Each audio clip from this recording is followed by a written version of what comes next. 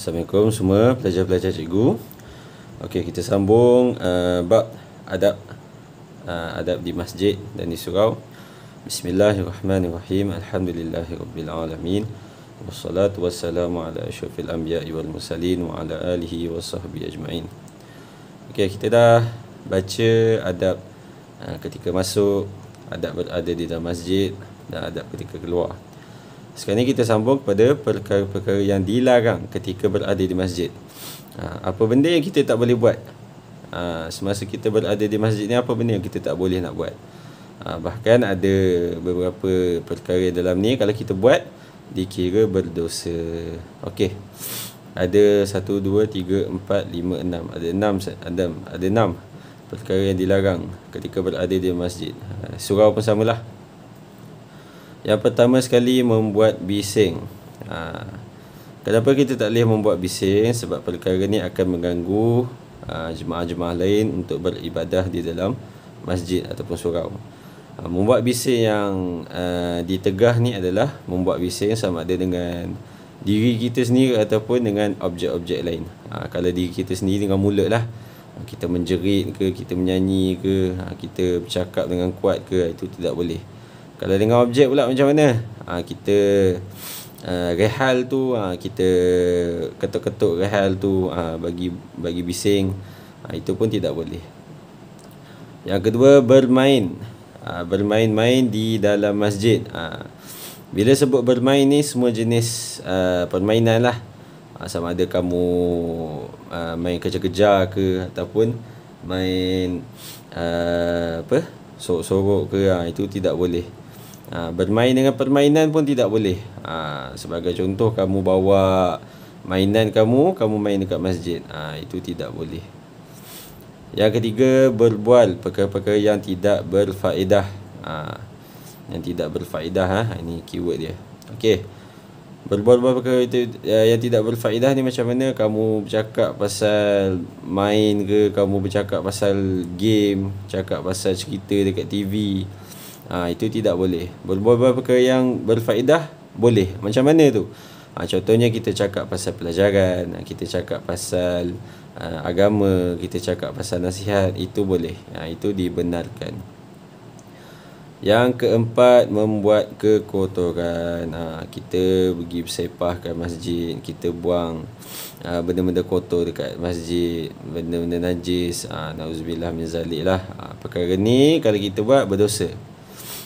Sebaliknya, apabila kita nampak ada kekotoran di dalam masjid, kita bersihkan. Contohnya ada nampak sampah dekat luar masjid tu, kita tolong buang. Kalau kita nampak tahi cicak, kita ambil penyapu yang kecil tu, sapu dan buang keluar. Bahkan dapat pahala lagi. Yang kelima, merosakkan harta benda masjid. Merosakkan harta benda masjid ni adalah satu perkara yang salah, bahkan berdosa, sebab kita dah merosakkan harta benda masjid. Sekiranya kita rosakkan harta benda masjid, tak kisahlah secara sengaja ataupun tidak sengaja, sebaiknya kita bagi tahu dekat ahli masjid. Kita bagi tahu dekat tok imam ke, kita bagi tahu dekat Bilal ke, tok siak ke, ataupun jemaah-jemaah masjid yang lain. Macam mana rosak yang tidak sengaja ni? Rosak tidak sengaja ni contohnya, kamu menggunakan tandas surau. Kamu nak tutup je pintu tu terjabut. Kamu bukannya ketuk pintu ke, tendang pintu tu ke, rosakkan pintu tu ke, tak. Kamu just nak tutup je. Tapi bila nak tutup tu rosak, yang tu terus pergi beritahu dekat ahli jemaah masjid. Terus beritahu, tak ada masalah. Dan yang terakhir, mengambil barang-barang kepunyaan masjid dan orang yang berada di masjid. Ini dikira mencuri lah. Kalau cukup dia punya definisi, boleh dikira sebagai mencuri. Tidak boleh ambil barang kepunyaan masjid ataupun barang kepunyaan orang lain. Contohnya barang masjid, apa dia? Mikrofon, kita ambil sejadah, kita ambil rehal, kita ambil Al-Quran, kita ambil apa lagi lah, macam-macam barang kepunyaan masjid. Bukan masjid saja, orang lain pun kita tak boleh ambil. barang orang lain. Contohnya orang tu benda yang selalu terjadinya slipper lah. Slipper. Datang pakai slipper merah, balik dengan kaki ayam. Itu tak boleh lah. Tidak boleh ambil slipper orang ataupun barang orang lain lah. Apa terjadi kalau kita terambil slipper orang? Kita terambil tak sengaja. Kita ingatkan slipper kita, tapi rupanya slipper orang lain. Kita patah balik. Kena patah balik ke masjid, letak balik slipper tu dekat mana tempat kita ambil dan kita cari slipper kita. Macam tu. Okey, ini dia 6 perkara yang dilarang ketika berada di dalam masjid. Seterusnya, kelebihan menjaga adab di masjid dan surau. Apabila kita dah amalkan adab-adab berada di masjid dan surau ni, apa kelebihan yang kita dapat? Apa ganjaran kita? Ada 3. Yang pertama ialah mendapat ganjaran pahala daripada Allah Subhanahu Wa Taala. Of course lah, masjid ni rumah Allah, dan apabila kita menjaga adab di dalamnya, Allah Taala akan bagi pahala kat kita. Yang kedua, dapat melaksanakan ibadah dengan selesa. Ialah kalau kita masuk ke masjid dengan baju yang bersih, kita masuk ke masjid dalam keadaan berwuduk, kita tak buat bising, kita pun boleh beribadah dengan selesa. Cuba bayangkan kalau kita nak solat, tiba-tiba dekat belakang ada orang bising. Dia menjerit lah, dia ketuk-ketuk barang lah, mesti susah nak solat kan.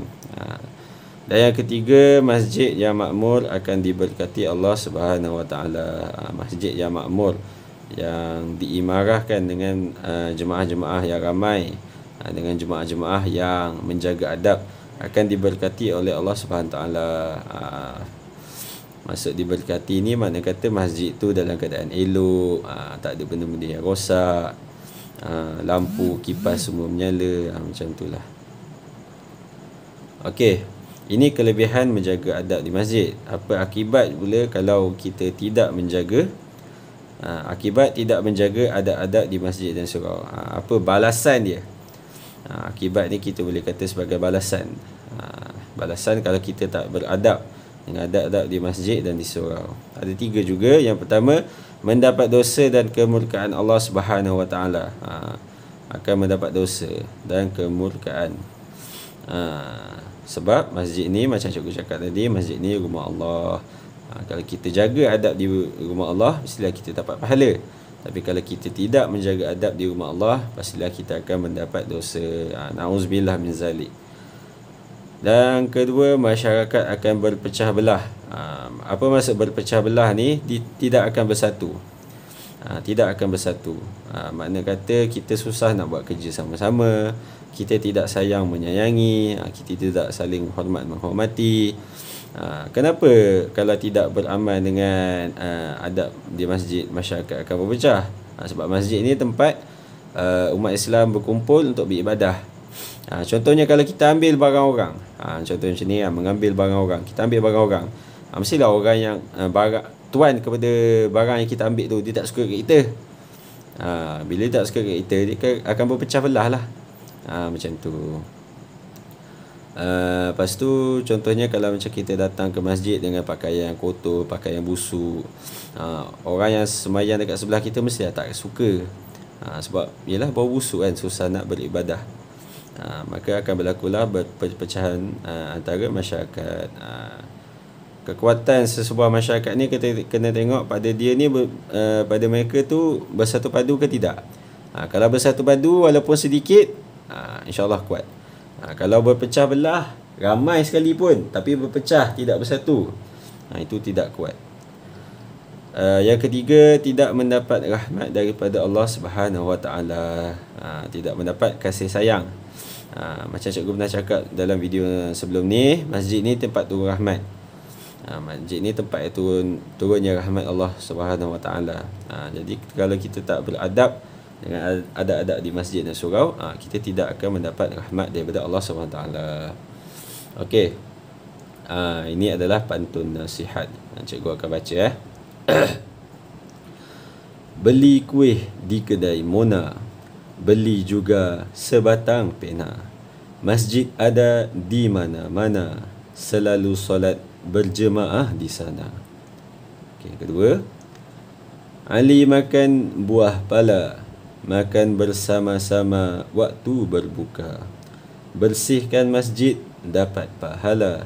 Masjid cantik Allah suka. Yang tiga, yang terakhir, pergi ke pasar membawa raga, raga dibubuh buah pelaga. Adab dan akhlak hendaklah dijaga, baik masjid dan surau juga. Jadi sekian, wabillahi taufiq wal hidayah. Wassalamualaikum warahmatullahi taala wabarakatuh.